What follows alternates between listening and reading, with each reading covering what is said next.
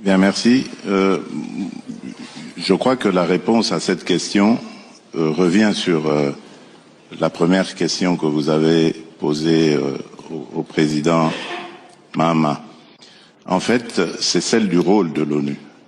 Si aujourd'hui mon pays a été attaqué de manière ostentatoire et que ça n'est pratiquement pas ému grand monde, ça veut dire que le droit international est totalement remis en cause.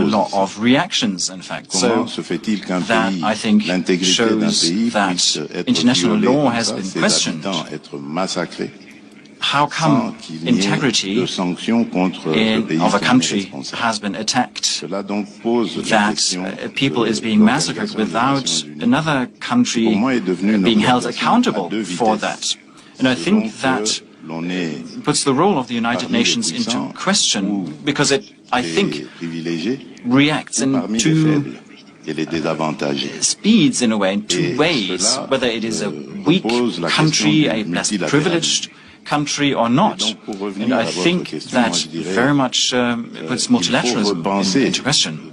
But coming back to your question, I think the entire multilateral system has to be rethought to make sure that a mission like the MONUSCO mission, usually we are talking about UN missions, that they have more ways to act, and that they can actually protect people on site, and that they can actually make sure that international law and humanitarian law is respected. And I think as long as we've not solved this question of multilateralism, as long as it's not really been made clear what role international organizations such as the United Nations play, the international law is going to be disrespected by different parties. And this is a conflict that has been going on for over 20 years in the DRC. The mission has been here for many, many years as well, with the task of providing stability and protecting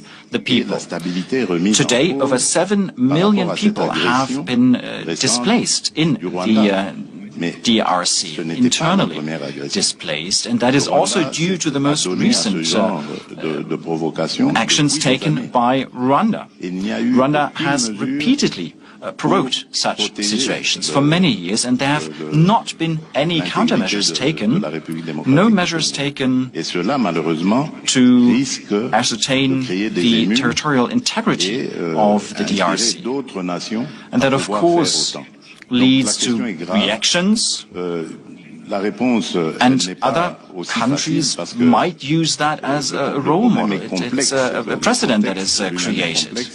Now, of course, it's a complex issue. The entire conflict itself is very complex, but I think we quickly have to tackle these issues, because in particular on our continent, on the African continent, this can set a precedent